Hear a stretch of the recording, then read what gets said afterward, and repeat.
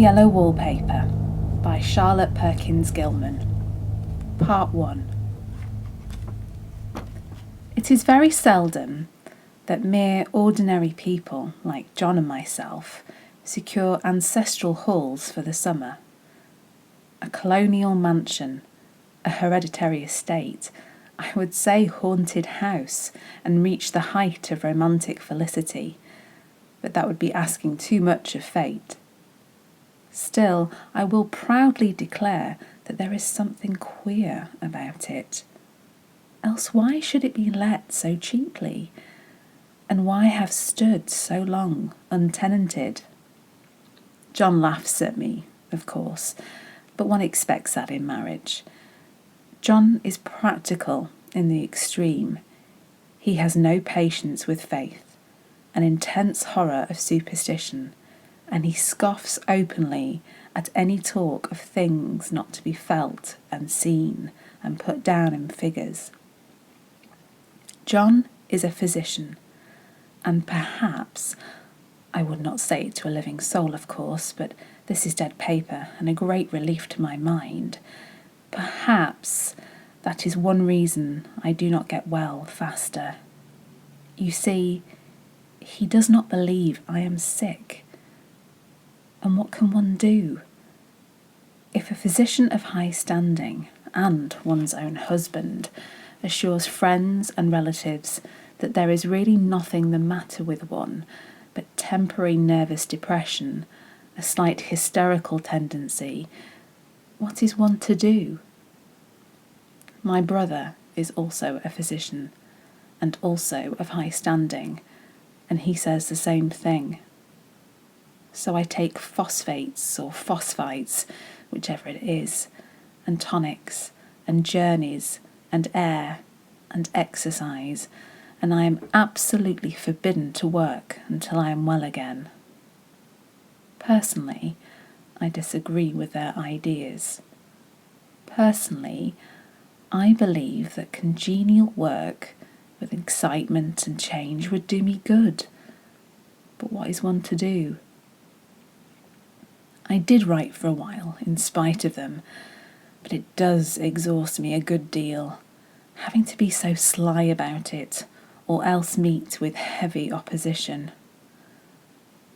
I sometimes fancy that in my condition, if I had less opposition and more society and stimulus, but John says the very worst thing I can do is to think about my condition, and I confess it always makes me feel bad.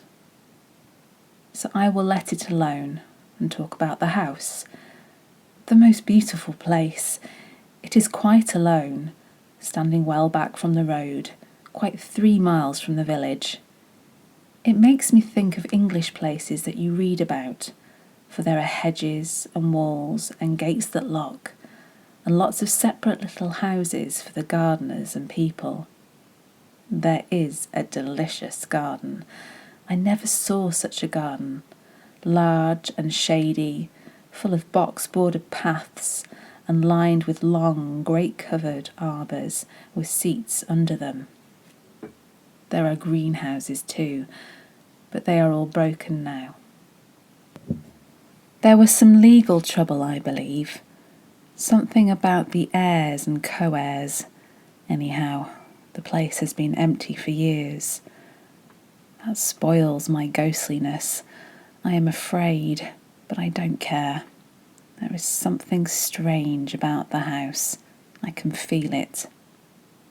I even said so to John one moonlight evening, but he said what I felt was a draught and shut the window. I get unreasonably angry with John sometimes. I'm sure I never used to be so sensitive. I think it is due to this nervous condition. But John says if I feel so, I shall neglect proper self-control. So I take pains to control myself, before him at least, and that makes me very tired. I don't like our room a bit. I wanted one downstairs that opened on the piazza and had roses all over the window, and such a pretty old-fashioned chintz hangings, but John would not hear of it. He said there was only one window, and not room for 2 beds, and no near room for him if he took another. He is very careful and loving, and hardly lets me stir without special direction. I have a scheduled prescription for each hour in the day. He takes all care from me, so I feel basely ungrateful not to value it more. He said we came here solely on my account, and that I was to have perfect rest and all the air I could get. Your exercise depends on your strength, my dear, he said, and your food somewhat on your appetite, but air you can absorb all the time. So we took the nursery at the top of the house.